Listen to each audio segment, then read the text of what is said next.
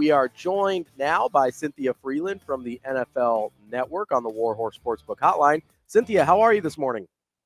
I'm doing great, thank you. How are you? Happy divisional weekend, the best weekend in the NFL. Well, happy divisional weekend to you as well. You are particularly going to enjoy it this week because your Detroit Lions are still alive.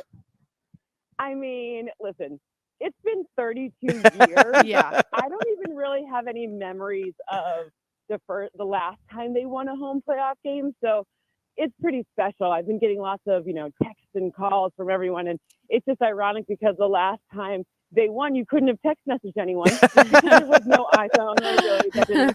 So it's pretty amazing. You could have sent somebody a fax. That probably would have been the quickest way. Is it kind of weird as a diehard Lions fan to sort of see, because I find myself kind of rallying. I'm a 49ers fan, but I kind of am enjoying the Lions having their moment. Is it sort of weird to see it seems like a lot of people in the football world be like, yeah, the Lions. I think everyone loves, as a human, you can relate to this story of struggle and finally getting past some sort of roadblock that has impeded you for the longest sports drought in the NFL. Yeah. So I think that's just a relatable, loving story, right? And it's hard not to fall in love with the passion and authenticity that Dan Campbell brings to it. So I don't really think you have to necessarily be a Lions fan or whatever to relate to that story, just because it's such a human story to begin with. So, I mean, I think a lot of that is part of it. I think it's really easy to, this Jared Goff overcoming, sort of being shipped out by this juggernaut of a team that went on to win the Super Bowl the next season. There's just so many narratives there that kind of relate to everyone's life. So, and by the way, Detroit as a city, still recovering from 2008. So, yeah. Just a lot of interesting things going on all at once. You mentioned Dan Campbell, and I kind of want to stay right there. What is it about him that has just really uplifted this team, this city, the belief in the Lions? He's really, like we just said, there's a lot of positive emotions towards the Lions, and I think it has to do with Coach Campbell himself. Yeah, we often see these coaches who, I think, obviously coach needs to inspire people, right? Yeah. But it doesn't always feel as authentic for whatever reason.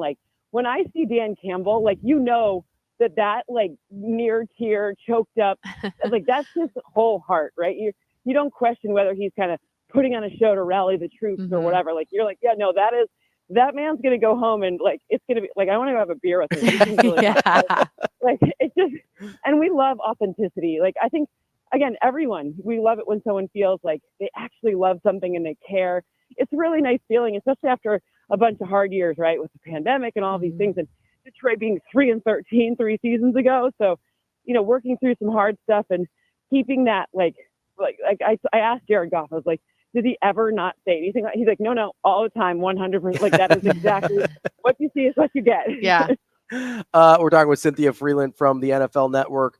Let's talk about the actual game on the field for the Lions. They're 6.5-point favorites against the Buccaneers. Have you kind of allowed yourself to think about, hey, there's a pretty good chance the Lions are going to be in the NFC Championship game?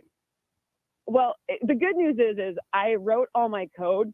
Obviously Lions were bad when I started writing my code. So it's all it's very blind. Every year I use different fake names for it. Sometimes it's colors, and other times it's, types of beer, whatever, just silly stuff to so I don't feel any way about something, right? So luckily I do all the math before I get my heart involved.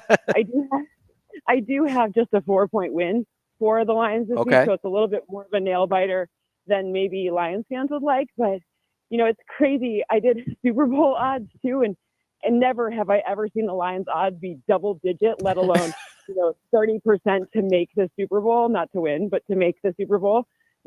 That's really special. Even if, just to get here and maybe a little bit ahead of schedule in terms of, what the plan for Brad Holmes and Coach Campbell were.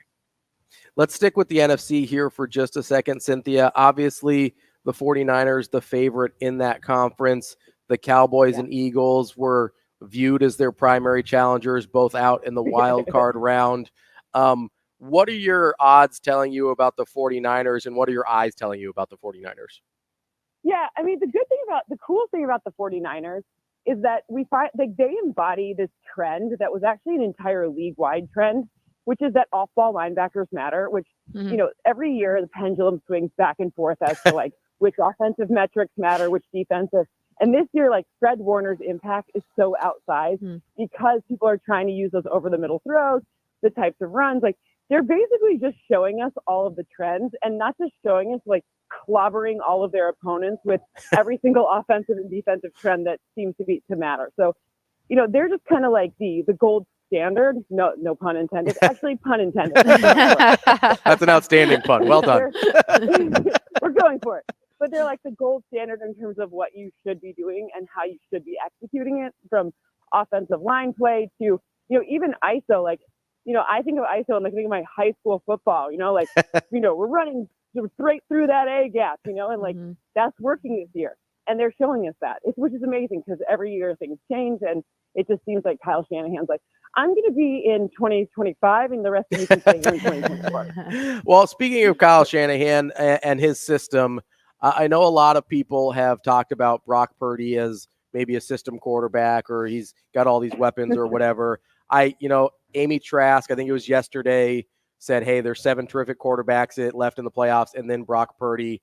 When you're viewing both Brock Purdy just kind of in a vacuum and then in the context of who's left as quarterbacks in the playoffs, how do you evaluate him? Because I thought that was a wild take by Amy, and I'm curious how you feel about it. I didn't hear that. Interesting to me, it's like, first of all, I would say, I don't know who isn't a system quarterback. Tom Brady's a system quarterback. Yeah. You know, like CJ Stroud, he's a system quarterback. Like I think that's like a silly thing, because look no further than Jared Goff, right? You put him in a system where now he has the best passer rating and the highest completion percentage using play action. So come on, like he's a system quarterback too, then I guess, right? So whatever. But I think Brock, he understands the assignment and he's growing. Do I think that if I were to plop him on let's just go with a team with a bad O-line, like if I were to plop him at the Panthers, is he going to bring them to a Super Bowl? No. But do I think that about any of the other quarterbacks either? No. Maybe a Tom Brady, because he could coach up the rest of the team, but I don't know about that. So I think Brock, it's more about like you get the chance to be on the team you're on, and you know, you saw the difference when his arm wasn't working last year in the NFC Championship game. So I think he's done an exceptional job this season. And I think it's just, to me, it's like, got to keep it going. Like as soon as you start seeing different defensive looks, how he responds is great. And he's not going to throw 4 interceptions against anyone again. Like, they're also weird interceptions if you go back and watch them. Yeah. Like some unlucky stuff with like a bounce off of a hand, like silly stuff that like you can't plan for. Want to touch on the 2 other playoff games we haven't mentioned as well, just to hear your thoughts and your odds on the 2 others. We can start with the Texans and the Ravens. Yeah.